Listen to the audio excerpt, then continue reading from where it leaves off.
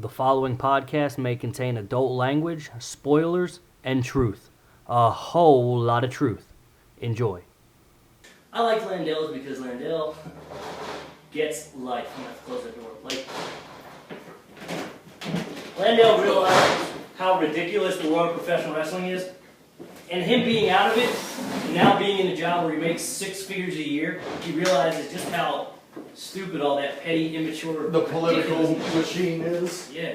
Plus he's out of it, so he doesn't worry about stepping on toes. Yeah, he just wanted to bury my career. He didn't care about anything else.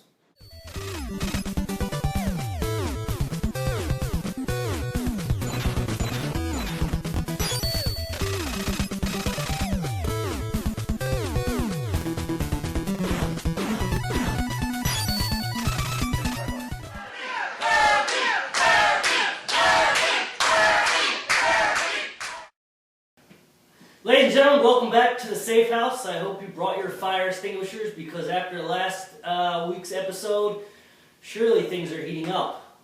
This is episode 8 of the Safe House. I am your host, Kirby Mack, the best professional wrestler you've never heard of. Professional wrestler extraordinaire. I was hoping you would finish it for me. I'm sorry. I guess my catchphrases aren't that popular yet. It's not over maybe yet. Maybe I'll just do this.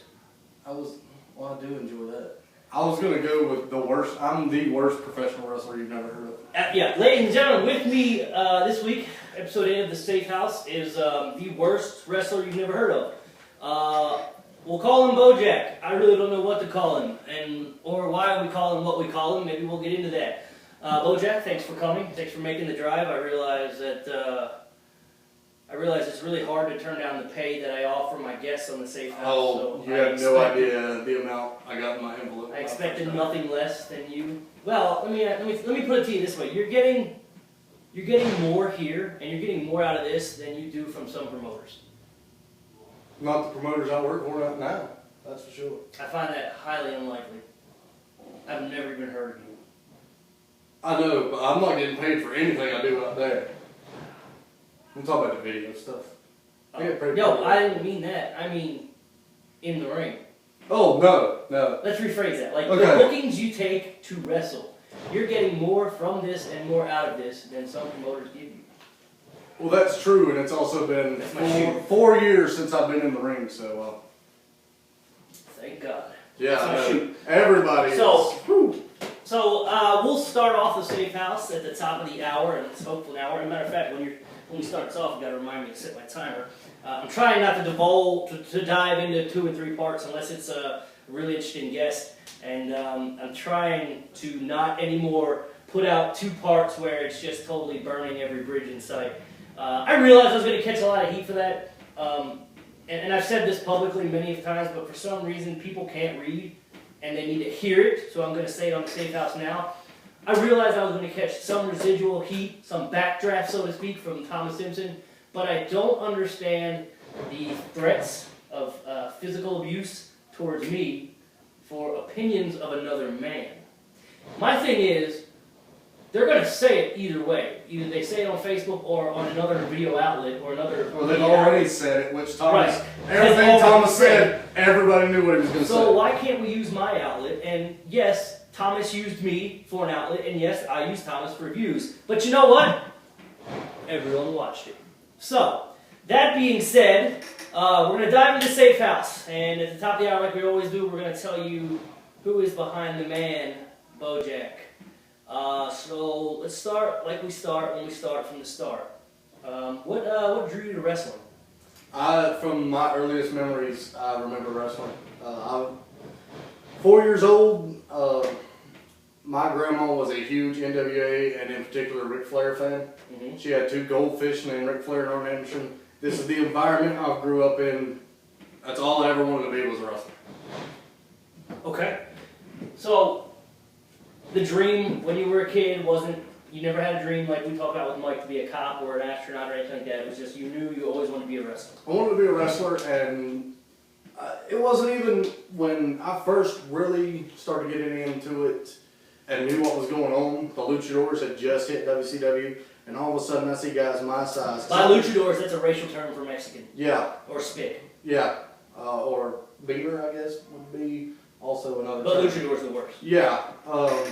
Those were guys my size, because I'm 200 pounds now. When I first started, I was maybe 135, maybe.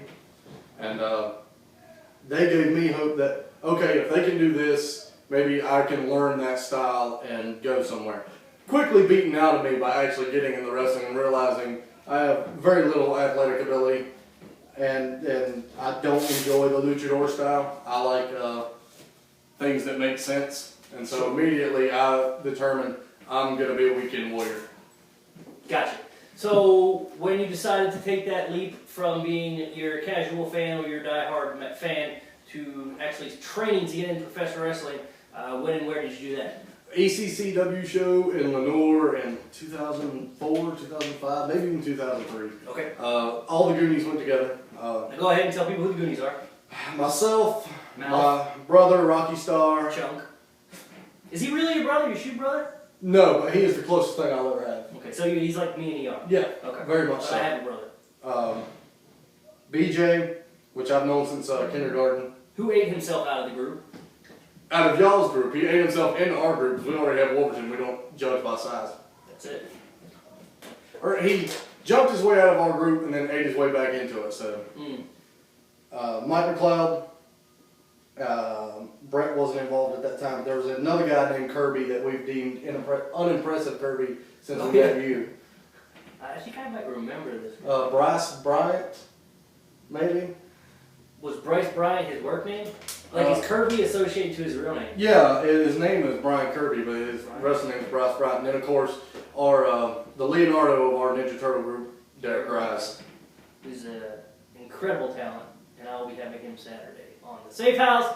And I feel, I'm sure you know of his demons recently within the past year. Yes. Which I don't want to talk about now because I wanted to talk about that on the Safe House, which he's giving me the green light to talk about. And he wants to put all that out there in hopes that it will help people, which is really another thing what I use the Safe House for, therapeutic, and I'm really looking forward to that. And him and I never really, we were on the outskirts, we were on opposite ends of the group. We got along fine, we weren't great friends, and then him going through his troubles is what really connected us because I had done the same thing. Okay, gotcha. Maybe 3 or 4 years before that. Sure, okay. Maybe we'll get into that if you want, if I bring it up. Yeah, it's no big deal. So you go to train, who are the trainers? I can honestly say I can't name, the person who taught me how to bump and the basics is Abel Adams, but I will never say Abel's my trainer and he's happy about that. Yeah. I was back and forth so much, I would go and spend my summers up in Indianapolis. I have since I was little. So I was back and forth out of training so much while the rest of the guys were in there getting good or getting mediocre, whatever you want to call it. Okay. So Abel gave me the fundamentals, but I can't say Abel's my trainer. So whereas most wrestling schools will just teach you how to bump because most of the guys that are trying to be the trainer really aren't trained themselves. It wasn't that case for you. Abel could train you. He had obviously all the tools, but you weren't there to take advantage of it. Right, and that's nobody's fault but my own, which will be the phrase said throughout the entire thing. But no, I'm the only one of the Goonies that isn't Abel's boy. Like, you're Thomas's boy, the rest of the Goonies are Abel's boy. I'm James Drake's boy. Okay. In a sexual sense? Yes. Okay. I asked the hard questions. The sexual sense and the wrestling sense, which oftentimes they get blended in the ring. So, earmuffs to anyone that is 18 or under. Whereas, if you were enjoying the company of a lady and you would grab onto her pigtails with James Drake, you would pull the ears? Yeah, well, it's even more than that because the pigtails are hardly aerodynamic, but you get the ears flapping in this manner, and all of a sudden his body just moves by itself. It's propelled. And I imagine it would help cool down things.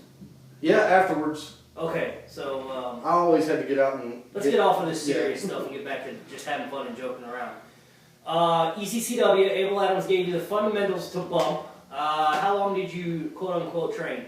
Not long at all. What they did was they realized, okay, he's in and out of training, he doesn't really know what he's doing, but we kind of need another body in there for this. They just started up the cruiserweight division. Warm body syndrome. It's basically the Goonies and the entire thing. And so what they'll do is, all right, we'll put you with a gimmick. Just work the gimmick. You'll learn how to wrestle. Just work the gimmick. Sure. You know what's ironic. When I did enhancement around 2008, we were talking with, I think it was Armstrong. It was either Armstrong or Regal. I can't remember who was over at that time. But we were asking what the WWE is looking for, and at that time it was, well, now it's more work rate, and finally, thank God, they're going back to that. But at that time he goes, we don't care how you work, we don't care if you can work, we care how you look. We'll teach you how to work. We can teach you how to work eventually, we just care how you look. And that was basically it, except instead of how I look, which I was in pretty good shape, but I mean, I was tiny. It's the only time in my life I've had abs and it looked weird on me. But work the gimmick. Okay, so what was the gimmick? Abel wanted a gay character, and all the rest of the Goonies turned it down. And Thomas was booked. Thomas Simpson, I love you. I don't want, if you were on fire, I would piss on you. That's just the kind of guy I am. And he would like it. So, Abel wanted a gay character. And all the rest of the Goonies turned it down, and I immediately put my hand up. I don't care. Just put me out there. Sure. Let me work it. Sure. See if I can, and I started to work it. Scott Young, they paired me up with Scott Youngblood immediately, so all the rest of the Goonies are working each other and basically doing the same stuff over and over. I'm working with Scott, who was a really, really good worker and taught me how to work. And taught me, you do not have to go out there and kill yourself and flip-flop and fly. No, something disrespect I learned to Dustin. late, and I adjust my neck brace. But Scott taught me through a series of matches. We had a little feud that, okay, this is how you work, and I started to get over. The gimmick was immediately over, and it had very little to do with me. All I had to do was run it. And what was the gimmick name? Princess Bubbles. Okay. Which was randomly generated in my first encounter in Kaiser, which Wicked was on that show, strangely enough.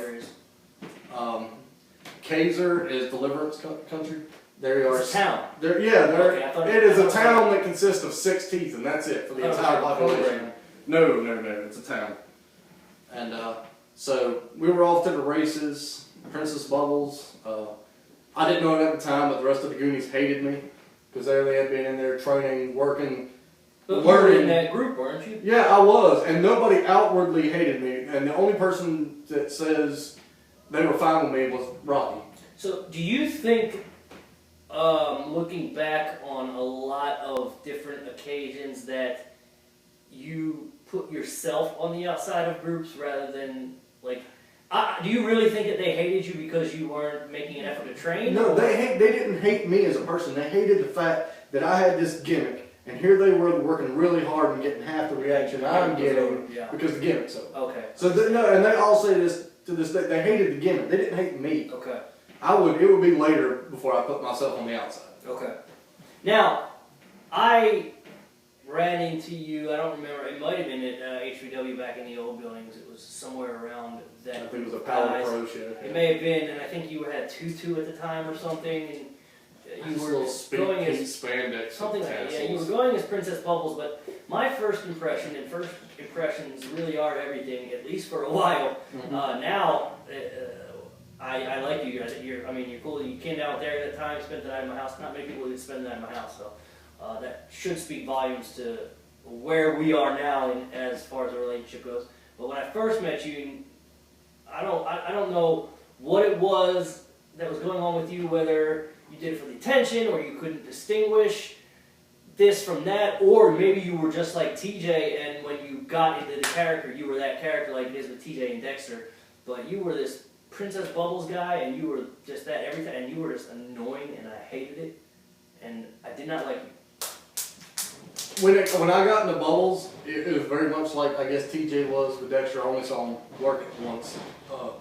It's very hard to turn that much of a personality difference on and off. Okay. So they just blend together. I would notice when you were, and to me, I didn't know you were being that character, because when I saw you, you were just that person all the time, and I thought that was who you were, or a reflection of who you were. And I noticed you did a lot of things that, to me, it was like, this guy is just screaming for attention. Yeah, and it was a lot of that because everybody else had already been to HVW a few times before I came back from Indianapolis again, and immediately they brought me up there, and the first thing, I hated running Bubbles at that point. Okay. Because it was stifling me learning how to work. I was always working the gimmick, so I wasn't getting anywhere in the ring. Right. And that would haunt me for like anytime, and that was when I started screaming for attention, when I started plotting, not ways to work the crowd, but get heat backstage. All that spanned from the fact that I don't feel like I'm where I need to be in the ring, so I better do something elsewhere. Right. Now, at one time, I equated you to along the same lines of a guy like Oscar, who seemed like he thrived off of getting heat from people in the locker room. It seemed like everyone knows what wrestling is. Everyone knows that it's an entertainment business and it's just as real as anything else on TV. So Oscar almost took it to the point where, well, if I can't work the fans because they know everything, I'm just going to work the boys. And there was some of that to it. I always got along with Oscar. I never had an ill word with him whatsoever. We would talk. He would send me private messages on the Regal board, whatever. So nobody knew it, but we were, I wouldn't say we're close friends or anything. We got along really well. There was some of that. Okay, I want to figure out just the most dumb thing I can do to piss everybody off backstage. But it was also, and I still am to a certain extent, but it's calmed down a lot since I matured and took a look at things. Mm-hmm. I was so angry all the time. Okay. And that was not just in wrestling, that was at home. I love my parents to death. Wasn't the greatest home life growing up, but they're the greatest parents in the world, and they tried. But there was so much of that, and then I get here, and I didn't know in ECCW it was ran by Abel, which means there was no politicking. Yeah. And when I got around here, yeah, exactly. Getting here at HCW and seeing the Simpson family, I was just pissed off in all directions. Mm-hmm. Now, do you think some people get an extreme gimmick because they can't work, so it's to cover up their weaknesses, and then some people are given an extreme gimmick because they can work, but they work so well that they have no personality, i.e. Nick Densmore with Eugene? Right. Do you think that if you were not given the Bubbles gimmick, you would have been able to get over on your work rate? Not immediately, no. But I feel like I was no less talented than BJ and me were at the same level. Okay. When we first started. Mm-hmm. And Mike too.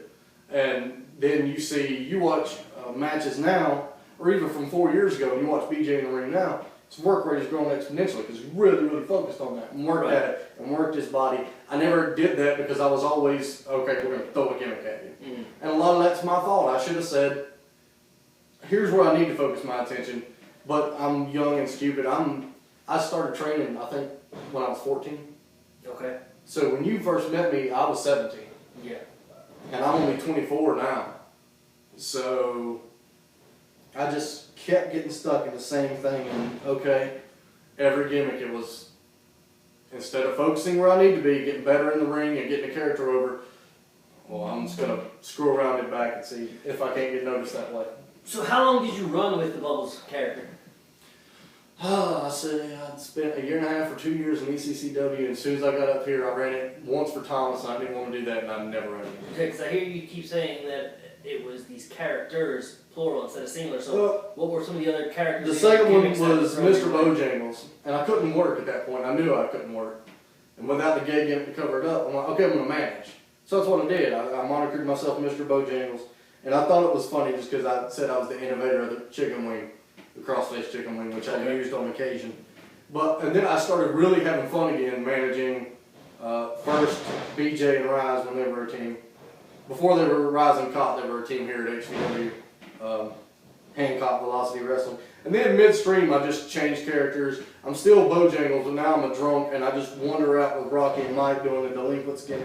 And it's fun, but it gets you nowhere. Right. So when you were managing, obviously you weren't wrestling. You were still being a character, but you weren't in the ring. Right. You may have taken a bump here or there, but you weren't in the ring working a full-time match. Did that eat at you? Not really, because I knew I was bad. And it didn't occur to me, though, that, well, to get any better, you've got to get back in the ring and let somebody show you. Right. All I could think of was, oh, good, I'm going to go out there and I'm going to be rocking country. So you were enjoying the entertainment aspect of it? Yeah. And that was enough to fulfill your passion for wrestling? It really is, and it is now, because it's what I'm doing at HBW. I don't wrestle here, I manage Rocky. We have a ton of fun, I'm out there entertaining, and really the athletics of wrestling never really concerned me. I enjoy watching a great match, just like anybody else. Yeah. But I'm a documentary guy. Okay. Put in the DVD, I want to see the documentary. I'm not looking for the matches they put on the extra features. Right. So, how do I want to word this? Given the fact that people always saw you as a character and as a guy who worked with gimmicks, and the fact that all these gimmicks were thrown at you and you were never given the opportunity to come out there and be seen or be portrayed as a serious wrestler, did that start turning you against the wrestling business? I became so bitter. And there was a time after I managed that they threw me and Rocky together as a tag team. And it's the most fun I've ever had in wrestling. We went out there, somebody called us the modern day monkeys, because all we did, even though we worked heel, was go out there and make everybody else look good. We just bumped our asses off. Yeah, it's kind of what me and TJ, I mean, it's funny, me and TJ called ourselves that right around 2007, 2008. There's something really satisfying about people wanting to work with you because you make them look good. Oh, absolutely, yeah. And that's why Drake is still a mark for my in-ring work today. It's not, I'm very limited in the ring, but what I can do is take a hell of a beating. Yeah, absolutely. That was one thing that, I don't know, I can't speak for TJ, and he's going to be on the Safe House, which I'm really looking forward to. But I can speak for myself. I enjoy when people are like, do you want to be, heel or face, or do you want to lead the match or not, or how much shine do you want to get in it? I enjoy taking the beating more than giving it. So like, I'll be like, I'll do this and that, and then give me 10 minutes of heat, because one, I know I can make you look good, and two, I just enjoy the art of selling more than I enjoy the art of beating someone. And getting beat up, it takes more talent than beating someone up. Absolutely. And I'm not talented at beating people. My entire career, I've maybe got 5 moves that I know I'm going to do in every match. The rest of the time, I'm going to fill it with, general heat, closed fist, choke, cheek, whatever. But then I'm going to take just a tremendous beating. That's what I like to do. And we had fun. We were Stargate RXS, which was ridiculous, but we were ridiculous. And we felt we were getting somewhere, and people were starting to notice us, and people were starting to notice we're making everybody else look good. So people want to work with us, and we're starting to get, and people in the back, which was mainly HVW at that time, we're going to push you. We're going to, and we didn't care if we won belts or anything, but just don't tell us this is the match you're building up to, and then when it comes time for that match, okay, you're facing these 2 random guys we're going away from. Yeah. And it happened time and time again. More frustrating, more frustrating, more frustrating. And now, at one time, you were, and many people don't know this, I think, because back then, putting your viewpoints out in social media wasn't as maybe accepted, or wasn't as done as frequently as it is now. Short of shooting or exposing people for who they really are. Back then, though, you were considered a very controversial character outside of the ring, in the back, in the locker room, like we talked about.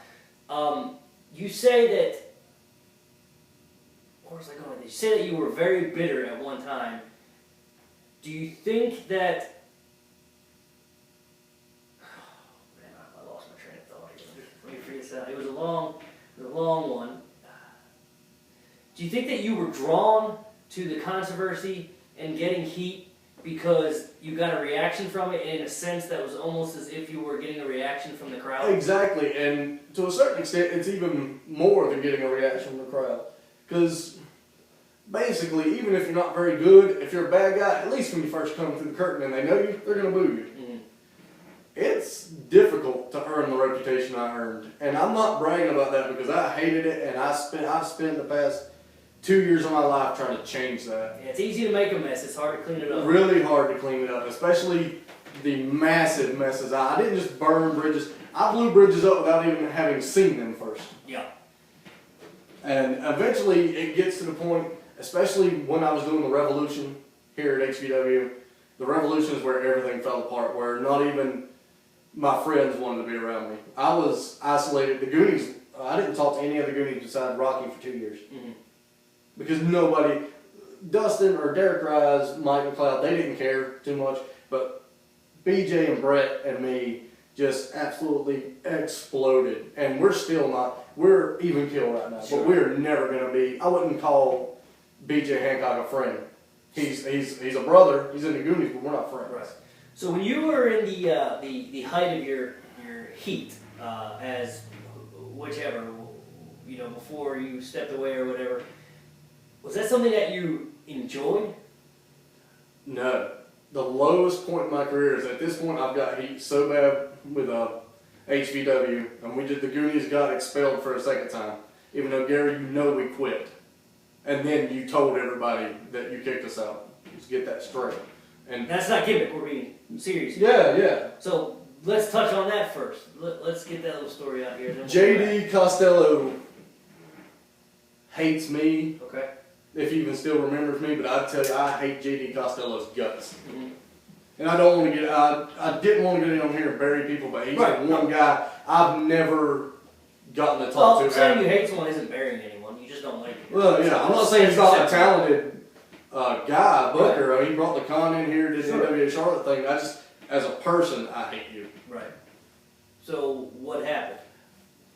I was teaming with Ethan Case at the time, which is already, you're throwing Molotov cocktail and gasoline. Yeah. Because he's also another controversial character. If there's anybody with a worse reputation than me at that time, it was Ethan Case Devin. But now it's me, thanks to Thomas. And now what are we doing? We're Molotov cocktail and gasoline sitting here. JD, and I don't know why JD hated Ethan. I don't know if it happened before, but we start the Revolution gimmick, and it's basically going there. They've got gang warfare going on, and Gary goes to me and BJ and goes, I want you to start something like the Ravens Flock, because I guess he thought me as the good cult leader. I can just gather these little, and sometimes I am, in real life. But I gather all these oddities, and we're going to be the fourth group, and I'm supposed to be the leader, and we bring in Devin, and it's basically we bring in the Goonies, because we brought, Gary wanted to be in there, and he just didn't fit in with us, so we attacked him and brought in Rocky. And JD hated Devin, and I gave Devin reins. I gave him the mic for the group. I didn't want to talk. I actually did want to talk, but he was more experienced at it, and also you can't shut him up anyway. You might as well give him the mic. Right. So, and immediately I'm angry with myself more than anybody for giving him that much control, but it also doesn't help that now he's the mouthpiece and JD hates Devin. And now that JD hates Devin, anybody associated with him, especially his tag team partner, well, guess who he hates now? Right. Me. Okay.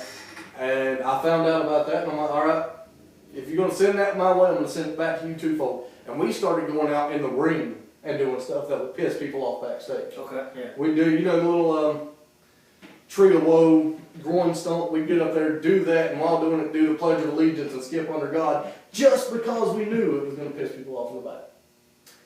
Similar to what I feel, what's his real name? Cutshall. I think that is his real name, Joshua Cutshall. He was working as Ross Vegas. Yeah, and no one cared. And no one still cares. Similar to what I feel he attempted to do a week ago, whether he was given the okay by Gary or not, just to try to get a rise out of the boys in the back. Or piss people off, was what you were doing. Yeah, but at the same time, we're not trying to run a work shoot angle. We're not trying to run a shoot angle. We legitimately want the people in the back to know, you don't like us, but we hate you even more, and we're going to embarrass you. Okay. And that's, the big meltdown came, and the one where Wolverton kind of started distancing himself from me, because he was always there with me with Rocky. And then when I came out on the Christmas show and cut a promo where it was supposed to be how Santa's imaginary, and I twisted it and went with Jesus, that was pretty much the last straw. And I don't have a problem. I'm an atheist. If you are... But no, you did it here, though, too. Oh, yeah, but it wasn't at this building. Okay. It's Salvation Army and everything. Okay. And I think Gary was just getting into his faith then. Wasn't as hardcore as it is now. And I don't have a problem with people of faith, but I don't have a problem using it to make them angry either, if the opportunity arises. And we were so angry at that point, we didn't care. Even Rocky, who's usually a fun-loving character, I mean, he's easy to get along. Very much so. Yeah. He was bitter at that point, so after that, we all show up to the show. We've had a meeting the night before. Everybody else wants to go work somewhere else. And I voiced my concern in front of all the Goonies that were there. I said, if you guys go, you're going to have to take me with you because nobody knows me. I haven't been working. I haven't been traveling. I've been at HVW holding the fort down while you guys go. If you are going to go to other shows, you've got to take me with you, or I'm up shit creek without a paddle. And they said, all right, no problem, we'll take it. Well, and once we came in and gave our notice to Gary, not that we were quitting completely, but then we're going to take outside bookings. Adventure, sure. He told us to get our shit and get out, so that's what we did. Oh, so that's where you were saying you guys left first. Yeah. He made an announcement or a decree that he in the locker room. told you guys not to come back. Yeah. Okay. Now, we had walked out on the ship. Now, at Which this has point, been buried now. yeah, at this point, was he paying you guys? So how do you feel about a guy running a company and not paying you? So you're doing this. You're doing the favor for him. He's not doing the favor for you. Firing you. I always thought it was a mutually beneficial thing. I wanted to go out there and have some fun, even though by that time I'm not at all. There's nothing fun about it. I'm going to Brett's every night and just getting slaughtered so I can forget the show. Okay. Which would become a problem later down the line. I understand loyalty, and I thought it was very interesting because on the first safe house you had Gary, and on the second one you have ER, and they're diametrically opposed. Yes. Gary's about loyalty, ER's about go where the money is. I'm right in the middle. You show me a little bit of faith, and when I first start, I'll show you some faith. But eventually down the line, I need something. Right. To show your appreciation that I even come. Well, I look at it as if they want to call this a business, which it is, but let me use Viper for example, since that's who we're talking about. If he wants to say, I am a company owner, I own a business called High Velocity Wrestling, then it's going to be treated as a business, not just from him, but by me. And he's going to pay me, and then if I get paid to go somewhere else, I'm going to go, because that's what a business is. Right, and remember, any kind of wrestler, even WWE guys, independent contractors. That's what their taxes say, because the man doesn't want to worry about insurance and stuff. Right. And even more so on the indie scene, that you brought up a great point. I've never had to do that because I never worried about money or stuff. So I wasn't in the ring traveling like you were on these big shows, working matches like that. But yeah, if you promise me 10, you promise me 20, and I get there and you deliver half, well, I'm going to do what Mike McLeod did just not too long ago, give you the money back and say, I'm out of here. Yeah. I'm not working. Absolutely. And that's the way it should be run. But for some reason in this business, it's ass backwards as to where when you do that, the heat's going to fall on you as a wrestler for not working and not the promoter for stiffing you on pay. That's true, but you have to remember that almost every promoter is a cult leader in their own right. Yeah. Everybody's got their Kool-Aid. Sure. Heyman was the best at it, except Heyman was a good promoter and most of the guys around here aren't. Yeah. I like Gary as a promoter. I like Wicked, SWA. That's the only Okay, thing well, I think of right now. traveling back around out of this rabbit hole back into the other, Right. we were talking about at the time when you were very bitter, you had, at the peak of your heat, you continued to cause heat and controversy, but Revelation time, you absolutely hated it. So, you're catch-22 in yourself. Why? I enjoyed being around my brothers, Mm-hmm. mainly. And if I'm not going out on the weekends with them to wrestling shows, I'm not going to see them. Right. And that's what it all really begins and ends with. I want to be with them. I enjoy traveling down the road with 6 guys packed into a car that holds 3. Yeah. But so why, if you hated the heat so much, did you continue to cause it? At the beginning, I started to cause heat and then I wanted to back off of it. And then I made some really big mistakes that I did not premeditate. Mm-hmm. The issue that we were talking about before that we don't want to bring up, that was a big one. That was a killer. That I meant absolutely no harm by it. That's what happens when you drink way too much. Everybody's drinking way too much. That's a situation you get yourself in. Yeah. And then all of a sudden when I start, I just started pissing off people that I didn't mean to, and I guess I've always had a problem finding the line. In all reality, my friends will tell you this, they have to rein me in a lot because I don't know where the line is anymore. Yeah. And I kept crossing these lines that I didn't pay any attention to. So it went from me, okay, I want my name and I want my heat. Now I want to back off of that, and now I'm really getting heat, and it's not with the locker room or the people I don't like, it's with my friends. And I think it's hard, though, for a lot of people to find, and sometimes it is for me to find that line in wrestling, because wrestling is the land of make-believe and suspending disbelief, and nowadays, especially because wrestling is what it is, and McMahon has exposed it so much, and all these other people have exposed it so much, and I guess even the Safe House is now guilty of that. Right. you try to make the work as believable as possible, and sometimes that's bringing in real life issues. For example, what happened on Raw this past Monday with Jerry Lawler and CM Punk. So it's hard sometimes for you to find the line, because what you think may just be, oh, I'm going into a really good work here by bringing reality into it, is actually just pissing someone off or offending someone. Right, and from the starting of pissing off my friends when it came to the wrestling, I was doing stuff after the show that was just pushing them further and further away until finally a disagreement between Ethan Case and BJ Hancock alienates me from every one of the Goonies besides Rocky for 2 years. Do you think that the controversy and the heat that you would always bring or that you would start ended up becoming a self-fulfilling prophecy, sort of in the sense, like when I was little, I was a really bad kid. I was a really bad troublemaker, and it got to the point where I had that reputation and everyone knew that. Even as far as to where my mom would buy me a hat that says, "Here comes trouble." So I've got that in my head that everyone knows here comes trouble, so that's what they're expecting, that's what they're going to get. Do you think that is what it became? That played a part in it, and all of a sudden people that I had never even met knew the name Bojack. Mm-hmm. And on the one hand, oh, that's kind of cool, and on the other hand, the name Bojack is now infamous and nobody wants anything to do with you. So it was recognition, but it was the wrong recognition. Exactly. When not even your friends want to work with you, well, the people working with your friends or former friends, they've heard about you, well, they don't want to work with you either. So you wrestle for, what, like 4 years? Yeah. And manage, and then you step away, or you get away. Were you forced? Essentially, I was half blackballed. I had other places I could go, but I didn't want to because I was so burnt out. The final straw, we went to SWA shortly after the HVW thing, and me and Rocky we're so angry and so bitter. We've been put under for so long, and not just going under in a match, but just kind of under backstage.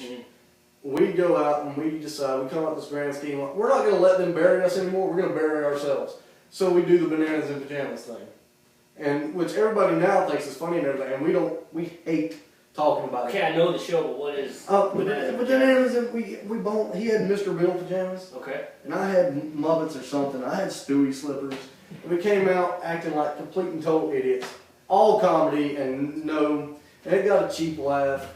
And something so whimsical comes out of such a dark place where we've been put under for so long. We're gonna go out there and we're gonna bury ourselves in front of everyone. And that was the last straw. I mean, we went and did sort of like Carlito at the end of his run. He just had enough. He didn't care. Exactly. He says, why did you get out of the trunks and start wearing the baggy pants? Well, because I was getting fat and I didn't want people. I just stopped working out. And they go, well, why'd you start wearing the armbands at the end of your run? I had stopped hitting the gym. I just didn't care. My arms were so skinny. I threw armbands on so you couldn't tell. And it was very much like that. We would go on and we worked AWC for a little bit, but at that point, it's over. I've got mega heat coming from BJ, Brett, Abel, just wherever you could think of. And it's all these guys that, I would never say me and Abel were close, but I never had a problem with Abel up until that point. Right. Brandon has been my best friend since I was 4. Brett, I was his best friend for the second year he came. From the second year he came down, and I was half blackballed, and the other half I don't want to take bookings because my friends aren't there. My friends don't even like me anymore, so I'm getting out, and I've got to figure out some way, somehow, just to fix me first, and then start fixing the mess I've made. So wrestling playing such a huge factor in your life as it has, even from being a little kid and being a fan, to getting into it, to getting that taste, and wrestling, it really is like a drug, or it's like an alcoholic's first drink. As soon as you get it, you need it, and you crave it, and you always have to get it. You stepped away, whether it was by force or by choice. So when you're away from wrestling, as the weeks roll on, into months, into whatever, how are you taking that? It's really hard, and I developed a really bad drinking habit.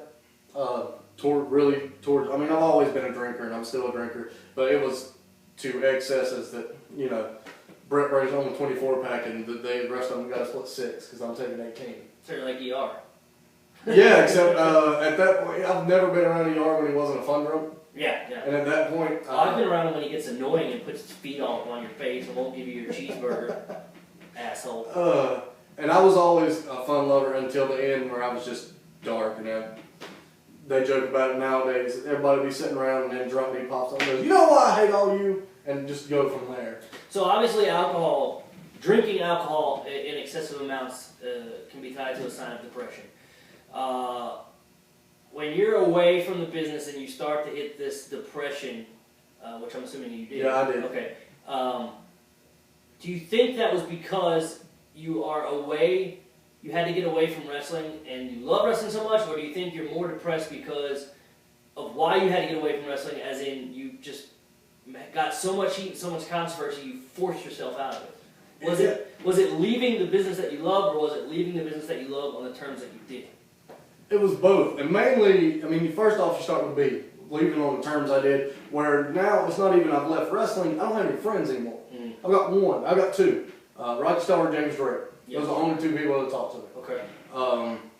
And of course, I miss going out there and having people hate me because I want them to hate me. Sure. Not because they actually do hate me. But I do miss going out there as soon as I go through jeering and just blah, blah, blah, and having that. And once again, I enjoy wrestling in the ring. It's fun. It's a nice release. Yeah. The big thing is the reaction of the crowd, the storytelling. And nothing And the only thing that got me through then was I just had a little baby girl. Mm-hmm. And she just pulled me through me being a sorry ass and started, okay, would I have done that with her around? I don't know. But now that she's here, I've got to set a better example than I just did. Sure. Okay. Good. That's good. And how far does the depression go? How deep into the depression do you go before you realize this is too much? Probably 6 months, because when I was up in Indianapolis one time, I got hooked on pills and spent some time in the psych ward and for an OD, and they diagnosed me with bipolar disorder.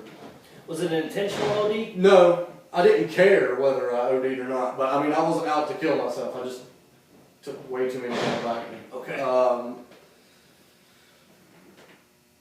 So I dealt with it before, and this was even worse because then I still have family, of course, and my family love me unconditionally and they support me in whatever I do. But there's a second family, and the Goonies were always that second family, and I had outsiders too. I mean, not outsiders, but they weren't Goonies. That everything is gone. So the only thing there left for me to get me out of this really deep depression with alcohol and was my daughter and my family. Right. And somehow, some way they did it. And I started to work myself out of it. And as soon as I started seeing what I'd done wrong, I tried to correct it. I'm always going to make mistakes. That's who I am. Like you, Yeah. I have a real problem filtering anything that I comes have out no here. filter. And the first people I reached out to were Brett and Brandon, or BJ, because without those two coming to some sort of an acceptance with me, no one else was going to. So, I haven't gone into detail about it, but I have mentioned it, and maybe at some point I will. There was a 6 months recently in my career where I had to stop, and I had to pull myself out of wrestling, and I had to get my act together. How hard was it for you to pull yourself out of that turmoil? Like, obviously that's not a place you ever saw yourself getting. So how hard was it for you to It pull was yourself probably out? a little easier for me than you because I like chaos. Entropy is great for me. I don't like order. I like being able to go here, and just, and my mind is racing a million miles an hour. Let me ask you this too. When you decided that you were going to pull yourself out of that turmoil, this is a two-part question so I can get it all out of my head. One, was wrestling always kind of the end picture? I'm going to pull myself out and get back in. And also, two, how hard was it for you as a person to go back and make the apologies that needed to be made? When I pulled out myself for 6 months, I sent messages, whether text or Facebook or phone calls, to everyone that I felt like I had ever wronged. And the hardest part about that is you can make the change, and it's easy for you to convince yourself, and it's easy for you to make the change for yourself, but it is entirely, almost impossible to convince other people that you actually change. Exactly. The first part, wrestling was, wrestling was never, I'm going to get back in wrestling, that's the end goal. But wrestling had a big thing to do with it, because if I can make peace with all the people that I've hurt, and have hurt me, then going to a wrestling show will be that final step of healing.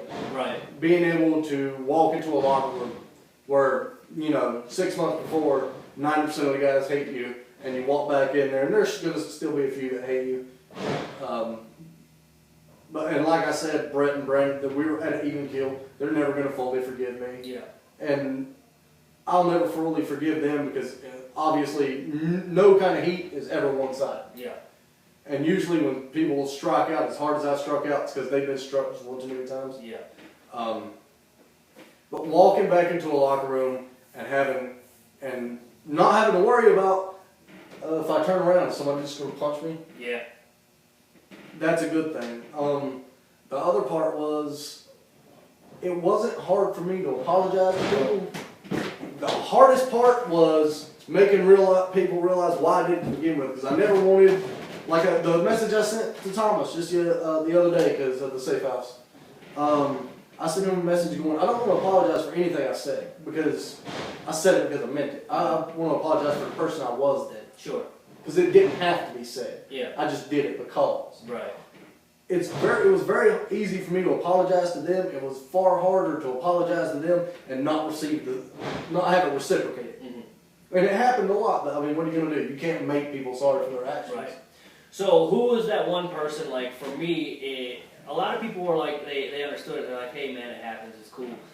Even when I had that big head-to-head with Shane Helms, he accepted my apology right away, which is really big of him because he didn't have to, and I called him out on a public forum on something that meant a lot to him, and I shouldn't have. Was there that one person that you met you with so much resistance? Brett Wolverton. Was it Brett? Yeah. And the guy that he gave me heat for just appearing on the show today, which tells you we've come a long way from absolutely despising each other. Yeah. But from where we were the best of friends, and I stayed at his apartment, and that's still till this day. I think he's accepted that I've changed, but he will always have it in the back of his head that I'm just biding my time and waiting to strike. Well, it's a good thing you bring up Brett, because now is the time in the safe house where we normally like to bury Brett. So let's go ahead and shoot and bury Brett. Brett, I actually am going to sit here and go, you're my favorite announcer. Get off. Get out. Yeah, I know, I got to go. No. It's not, I think Eli and Brett, both very talented. Obviously, I'm going to pick Brett because that's my boy. Brett models himself after ER from everything, from the suit to the way that his body is proportioned. He just wants to be ER. He did grow his goatee in too. And he wears a filthy Phillies hat that probably has hepatitis and AIDS. I don't believe Wolverton even watches sports. Oh. He washes cars. I've seen that firsthand in very tight shirts. How the hell did I miss that? Or maybe even I've shirtless. seen more of Brett than most people want to, but he is the only Goonie that has never been seen full frontal naked. Because if you're going to run with the Goonies, you've got to be immediately okay with full male nudity. Generally, every party's What involved. doesn't sound right about that? And here's the way I've always described it.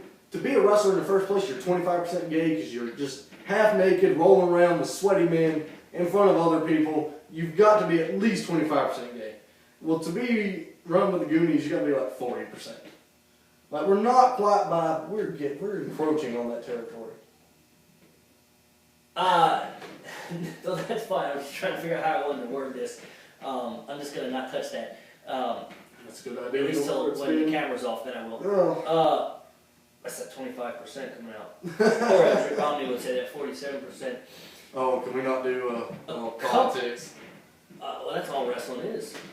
I know, but I don't. The safe house has the second most news on my Facebook feed or whatever. But the election was just over the top. Yeah, I apologize. I write a lot. Anyway, I'm a very opinionated guy, and I just. Well, at least you spell correctly. Yeah. There's just really, it all comes down to the way that I am as a man, as far as my morals go. I can't sit there and just let BS be done when it is not right. It's like I tried to explain today. If someone wrongs someone, it should be, if not exposed, at least talked about.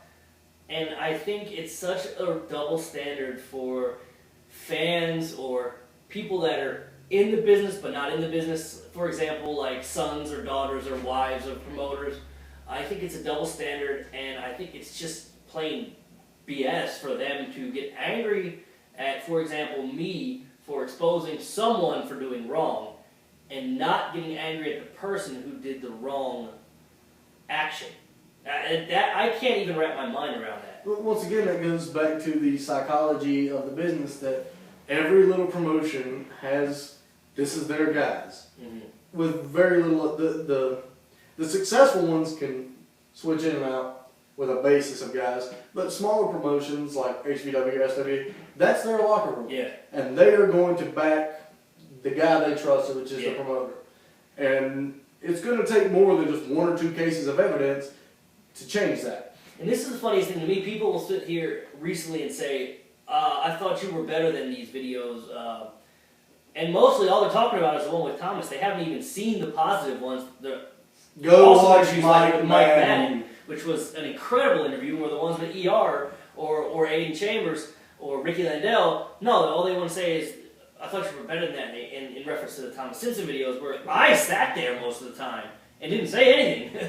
But what blows my mind is they sit there and they say you're being unprofessional or you're coming off as unprofessional. So to say that I'm coming off as unprofessional implies that I am a professional or I have a profession in a business, which would mean that wrestling is a business, which would mean that any promotion that I go to is a business and I am showing up as a professional.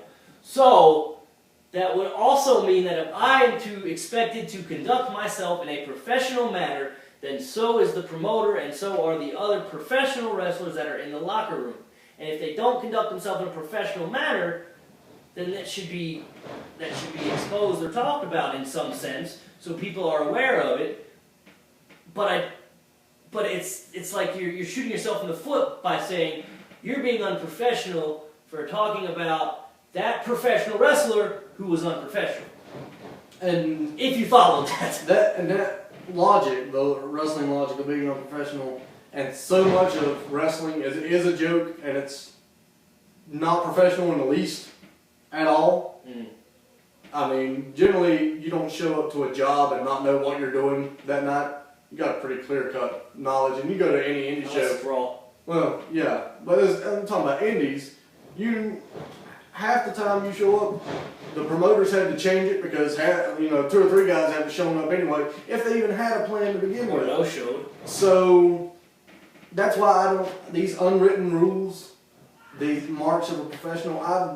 I'll shake your hand and I'll introduce myself.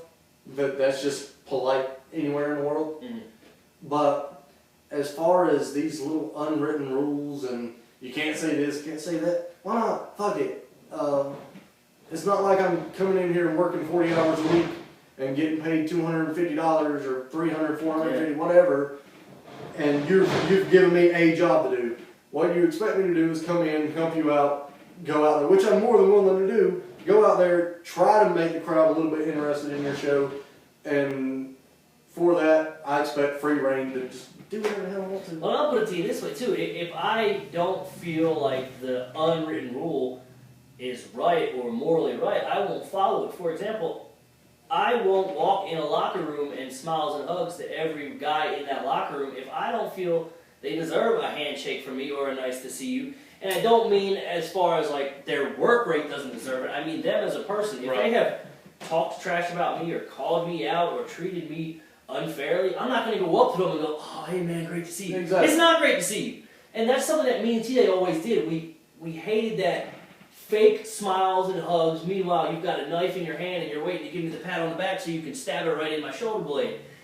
We wouldn't shake your hand if we didn't feel you deserved it. We would catch heat for that. I won't do that now because there's somebody in the HVW locker room right now that I hardly would deem myself low enough to look at him. Yeah. Absolutely. Much less shake his hand or talk to him. And we're not talking about the same guy. Yeah. Because I actually like Josh. And I get along with Crucifix and I get along with Kirby. I'm just weird like that.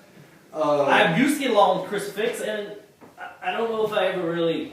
I did put it out there, but again, most people either don't or can't read, so maybe I need to put it out verbally. I was fine with Crucifix. I would text Crucifix. I would give him advice. Two things turned me sour to Crucifix. One was the way that he treated Gary after Gary gave him his only shot currently. I'm not to say he won't get it again. For enhancement at the I wasn't here at that time, and I got no hand in that. I got no. Well, whatever. The WWE called Gary and said, "Hey, give me 4 guys," and Gary gave them himself, Stoney, me, and Crucifix, and that's how it happened. That's how Crucifix got on the show. And then it wasn't but a week later where Crucifix, and you want to preach loyalty, but Crucifix totally was disloyal to Gary, and then went to the no, that's our timer. That's oh, really? Yeah. Ah, we were going way 40 minutes in. No, it's good. Totally. Oh my God, guys, that's another podcast going on. Yeah, it's that bad. Check it out. Yeah, it's that bad.com. Great podcast. But anyway, essentially, a week later, Crucifix totally stabbed Viper in the back as far as the loyalty angle goes, and then goes and works for a rival promotion. You've always said rival promotion too. Well, I've never heard you say like no. Goes and works for RWA. Goes and works for RWA, but not just once.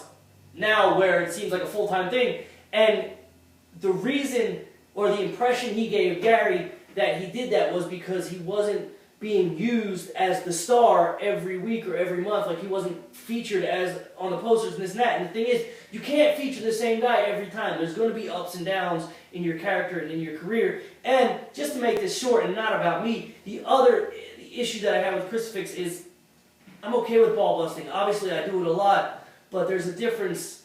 You cross a line in ball busting when it comes to just blatantly disrespecting me in front of your friends or a group of guys. Like when I walk in the locker room and I go to shake Crucifix's hand, or before I even shake his hands, he's got a smart remark to say to try to pop the boys that are sitting around him.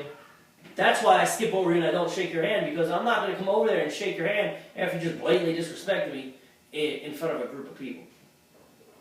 So, I forgot where I was going. You feel better? I do. I feel much better. I get on these little rants. The rants are fun though. It's a little. But I was going somewhere with this. What were we talking about right before that? Oh hell! I don't know. All right, but let's jump back into your story. You get out of the depression. Right. You make the apologies. You make right with people. That's obviously a load off of your shoulders. Things feel good. You're turning your life around. You get back into wrestling. Now, when you get back, at least hanging around the wrestling aspect of it, there was no intention to work. How do you see something but back? one person really drew me back in, and that was a guy that I'd known, and we weren't very close. And then all of a sudden I figured out he really liked me for some reason when everybody else hated me. And I guess it's because he's a heat seeker too. Mm-hmm. Randy Wayne. Okay. I love Randy Wayne. I don't give a damn what anybody else thinks about it. Period. Sure. But Randy Wayne got a hold of me and started to just get back in. You may not be able to work, or you have something to offer. And Randy Wayne always liked my mind for the business, mm-hmm. my thought process, and how I like to see things go.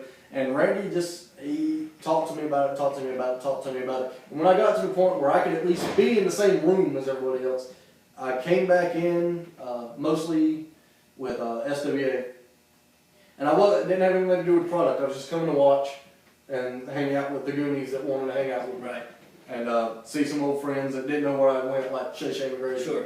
I remember. Let me get this out real quick. We were talking about the unwritten rules and either staying true to them or staying true to your values and your morals as a man, and things that me and TJ would do or not do. I remember specifically, we went to a CWF show in North Carolina, and TJ was in college studying to become a nurse practitioner.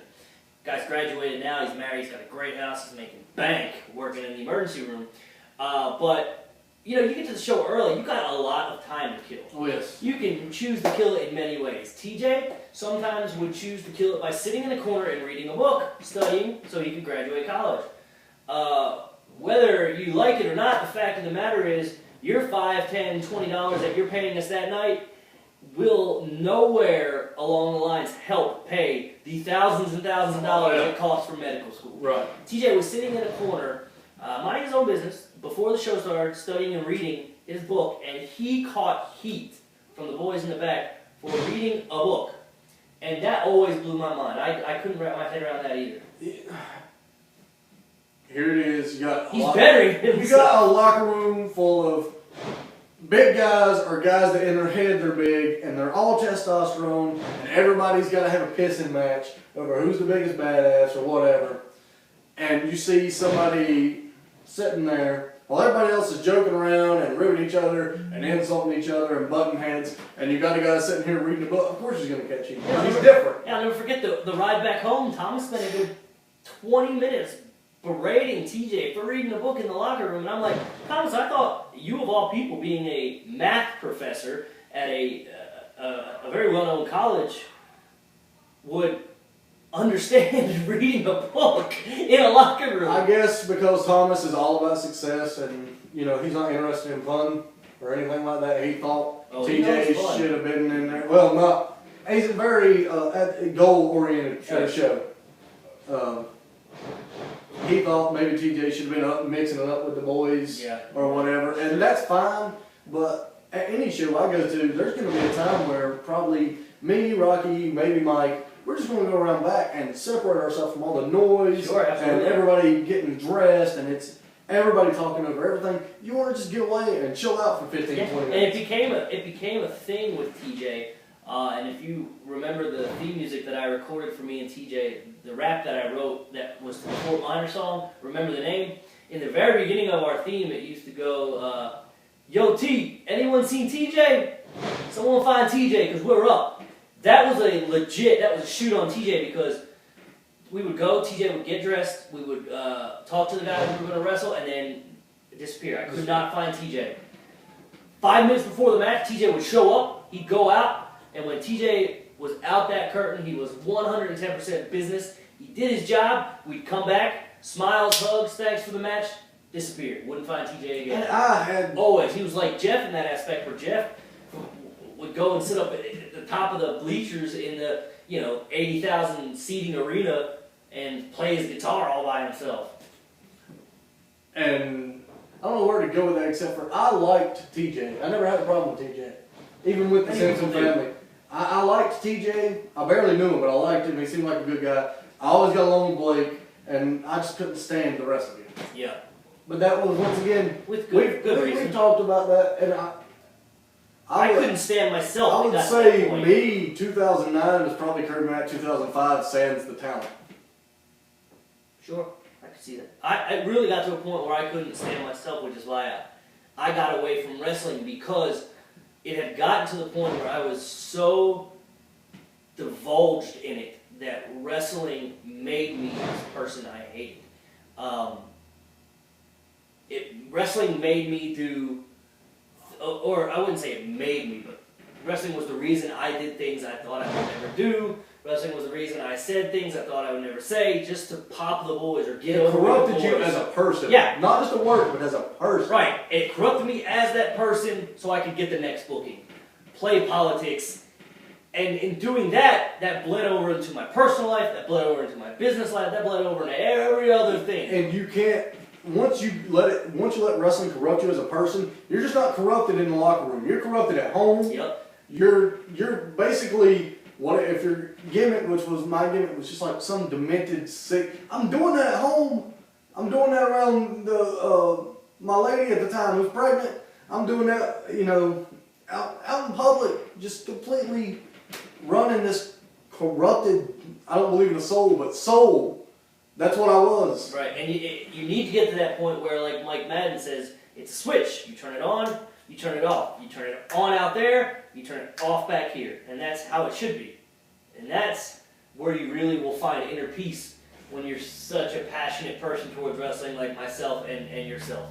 So you get back into wrestling, you get back towards wrestling, you come back as a character, or you come back just to be around? I come back and I'm just a fan. I'm watching. I'm in the back. I'm talking to the guys, and then I get into school. I'm doing the video editing thing. I go to work with AWC, which is Big Daddy Z, which I don't want to talk about.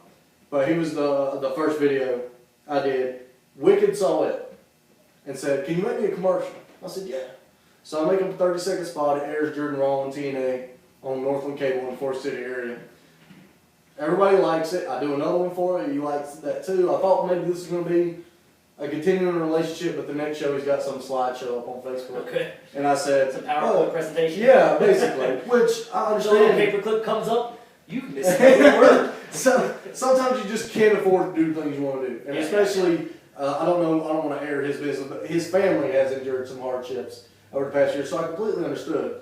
I have no And running a business where what wrestling really is, if we get to the brass tacks of it, you have to cut corners at some point. Yes. You either pay all the talent some money and not have a commercial, or you have a commercial and pay some talent a little bit of money and some guys nothing. You make the choice. And Chris Hamrick a lot. Who? That's who. That's Chris Hamrick. Chris. Slap. Yeah, I've got a history yeah. with him. Dude, really, I don't have an opinion one way or another on Chris. I have an up and down there. history with him.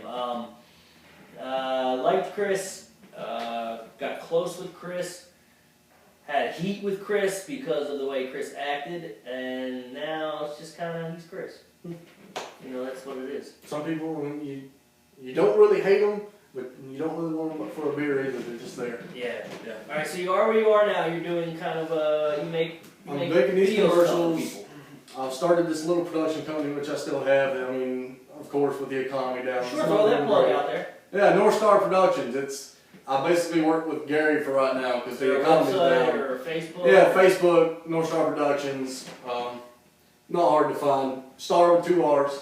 And anybody that's seen, and I don't know why he hasn't put this on YouTube yet, and if he hasn't, maybe you need to. And if you can't, I told Gary to give it to me, and I would do it because he doesn't have the access to go longer than 15-minute videos, but I do, obviously. I've been on YouTube long enough, and they give that to you as a present. Yeah, I have enough videos, just enough videos. To So start if videos you're not right able to do it, which I think you need to put that documentary that you did with HVW over. It's so large. The one I gave Gary, which is fine, it's watchable, but the picture clarity is nothing on it because I had to convert it to a really That's condensed okay. file It's just YouTube. to transfer it. But I really, the .avi file I made is like 8.5 gig. But it looks really good. Well, I'll try and get it up. I'll steal the documentary, try and get it up, just so you can get an idea of his work and what he does. It's really good. And anybody that's seen that when they were here for the other Sky Tonight show, I think maybe whenever he showed that, I can't recall. It was the cage match. The cage match. When with you you got, and Brady. So that was his work. But anyway. After that, Gary gets hold of me. I don't think he knew I was the only person doing it. I think I thought I was a part of it, but he calls me up. I do the documentary. We start to get talking about what else videos he wants to do, something to stand out from other promotions, and who could blame him. And Rise is already coming up doing spot gigs here at HVW, so he brings me up. I'm out there filming, and then one day I'm talking with Rocky, and we talk all the time. And we usually set aside like 4 or 5 hours when I come to see him for just to talk wrestling and what he wants to do, where he's at. Mm-hmm. And he feels like he was stagnating at SWA. And that had a lot to do with the people in charge of SWA that had left before that. Right. Which is no secret, Brett Wolverton. Right. Hate you! No, I don't really. I just like to give you a hard time. I love Brett. When it comes to business, he's here and I'm here, and so I talked to him and I go, why don't you go up to Gary's work at HVW? And he goes, I don't know if I want to work a weekly thing. So me and Rise are both coming up. We bring Rocky, and we are where we are now. He worked that. I said, Gary, let me manage him. Gary's like, I don't care. Yeah. You'll manage. Yeah. See what you can do. And we've been here 3 or 4 times. We've actually got mic time. We're over enough as heels to where James Drake was cheered for beating us up, which is good. Yeah. So, being the fanboy of it that I am, and holding it in such high regards from my childhood, I never accepted up until recently calling you and your group the Goonies. I always took it as a sign of disrespect to the Goonies. Even though the Goonies are a fictional group and it's just from a movie, I never felt like you guys were worthy enough to be deemed the Goonies and take that name. But where did that come from? One of your family gave it to us, Blake Arledge. I hate you, Blake. And the thing about Here it on my is, Brett Wolverton list. no one else but I think Brett had ever seen the Goonies. Oh yeah? We had never, I mean, we knew of it, but none of us had ever actually sat down You and give watched me a the cool movie. name like that. You gave us the Max. And Whoa, so original. By the time I got the HBW from Indianapolis, they were already being called the Goonies. And they're like, yeah, I guess you're going to be a Goonie now. I'm like, what the fuck are you talking about? Yeah. And they're, well, that's what they call us. And I'm like, why? And I don't know, the photographer did it. We think he's gay. Gotcha. And that was that conversation. Not a long story. Kirby's Blake gave it to us, so he can't hate us. I do hate you, and I hate Blake now. Just causing heat everywhere. Well, Blake, you're gonna have to come be the Goonies photographer now, but I mean, it's gonna be hard to. You gotta keep your face shaved, or we won't be able to tell you and Brett apart. No more self-iPhone photos for Blake. Men's abs. It's everyone's favorite part of the safe house. Ladies and gentlemen, it's word association time. Yeah. Alright, you know how this works. I throw a name out, you give me something back. Right. 1 word, 2 words, sentence, paragraph, sound effect, or hand gesture. Sound effect. Ethan Case. So up and down with him anymore. I don't want to have anything to do. I don't hate him, and if I see him, I'll hug him. But I personally, I don't want to have anything to do with him. Super Law. Fuck him, and it has nothing to do with business. So I'm not going to bury him here. Me and him, I've got a problem with each other, very personal, and it'll end there. Not so Super Law. That guy's okay. Okay, cool. I'll always bring him up, have to do it. Clearly now it's just becoming a running joke. Thomas Simpson. I hate Thomas Simpson, the cartoon character, and I sent him that. But the more I hang around with So you, you hate T-Dog H. I hate T-Dog HG. And that's all I've ever seen from Thomas. But as I've hung around with you and Dustin or Derek Rice, whatever, has talked to me about it, the more and just watching his safe houses, I think Thomas might be a decent human being. You understand it? Might be. Yeah. Yeah. Me and him are never going to be friends and don't want to be friends. Sure. But I don't hate Thomas Simpson like I used to. Yeah. Eduardo Rich. I love ER. I've always loved ER, even when he hated me, and I totally understood why he hated me. And I was hoping after the beating I took for it and sacrificed myself up that it would kind of go away, and I think it has. And then my apologies to each one of the Simpson family, or at least trying to, besides Blake, because I never had a problem with Blake. All I had to do was send him a If I remember picture correctly, below the waist, and it was over. If I remember correctly from the Thomas Simpson safe house 2 episodes ago, ER said you guys are cool now. Yeah. It was Thomas that crapped on you. And he's following me on Twitter, and for that, I mean, I don't know if you guys know, Mike Madden follows me on Twitter. Bojack. I don't want any of you to follow me because I don't care. Because Mike Madden's following me now, and that's the end all be all. Mike Madden. He's following me on Twitter. You drooling. I am. Okay. Well, it's a good thing this isn't a full. Derek Rice? I love my little buddy. And like I said, when the Goonies first started, we were probably the furthest apart from actually knowing each other. And here in the past 1.5 to 2 years, we've connected on a base level because out of all the Goonies, I've been where he was. And I don't want to, he can do that himself. Right. But we've just connected, and now we have fun riding the roads. Can't drive a bit. He works the gas, and I work the steering wheel from the passenger seat because he just can't drive. Because you can't see over the dash. That's true. Mike McLeod. I love Mike. Nobody else outside the Goonies seems to like Mike. Saget. Yeah, and that joke's He's so old. He's another one of those characters who, like you, brings it on himself. And I guess who, like me, brings it on himself. Yeah, to a certain extent, but he's also very... Mike doesn't do just shooting on people. Mike is very opinionated about what direction his character and the company he's in should go. And a lot of people don't like that because a lot of people that have their voice in the promoter's ear are dumb. They're politicians that don't know shit. Yeah. Mike's not like... Mike has actually got a very good mind for the business, has made himself into a good worker, and can get booze in Walmart if he wants to, so I love Mike. Elite, the deluxe edition. I don't recall much about Elite. I just had to bring him up. I know his jerking off of Obama on Facebook, I don't get, but You jerked off Obama?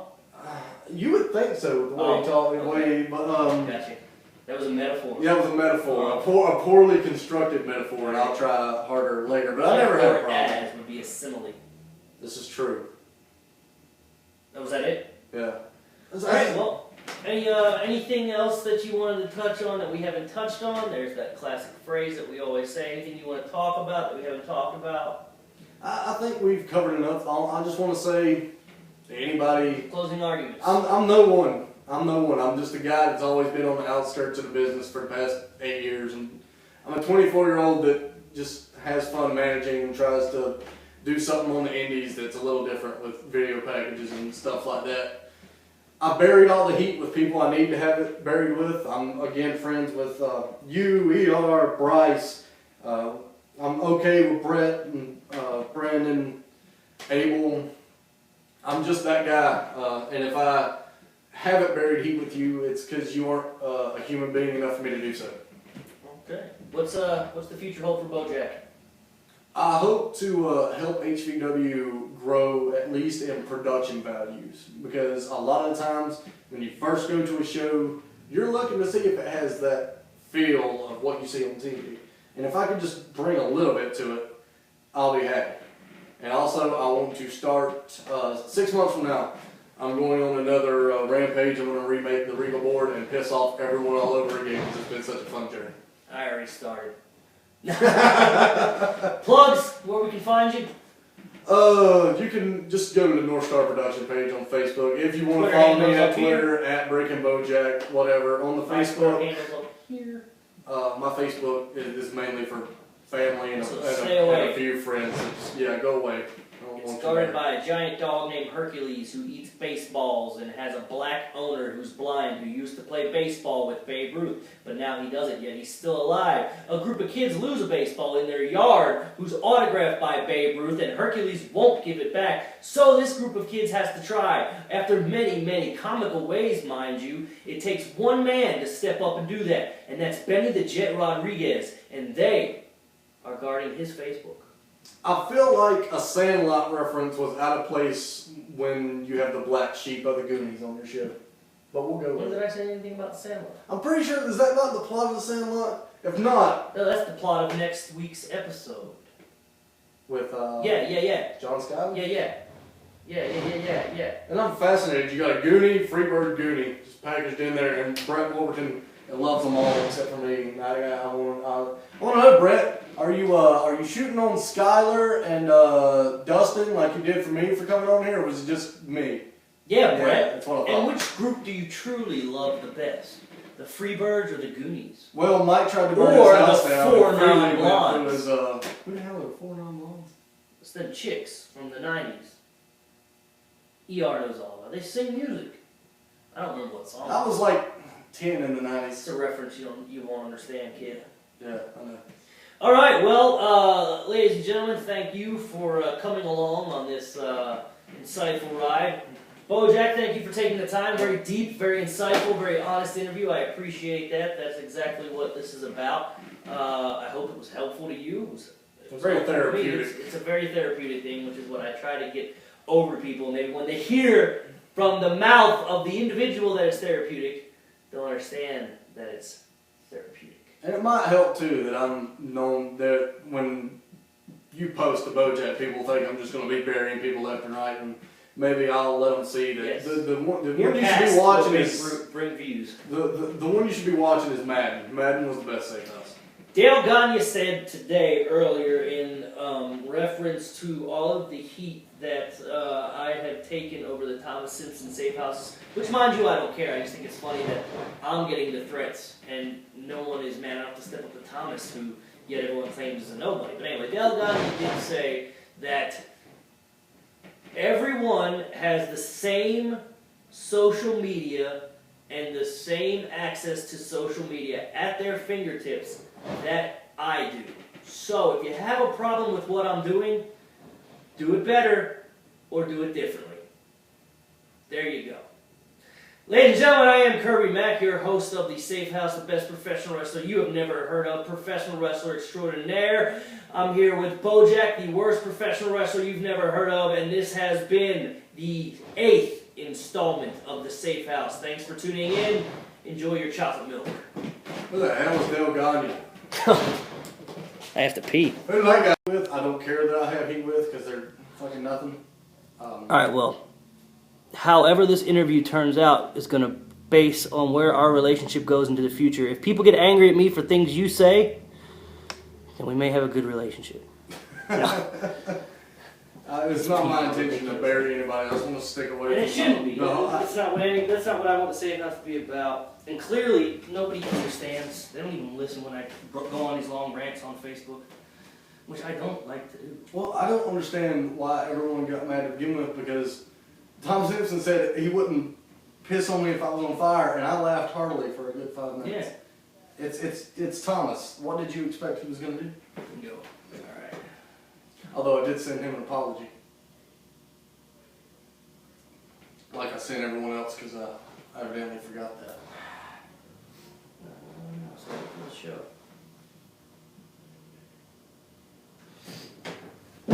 Oh Jesus, I always have to do this. I need to start keeping a log. I think 8, right? Let's see. Thomas of 7. And there's so many 2-parters and 3-parters. It's hard to I'm trying not keep up to do with. those anymore. Try and keep this within an hour. Oh, which means I gotta set my timer. Let's see. Viper, I got ER, it. Thomas, Hold up. I'm pretty sure it's Landale. Because I was thinking, oh, 8's my lucky number and my favorite.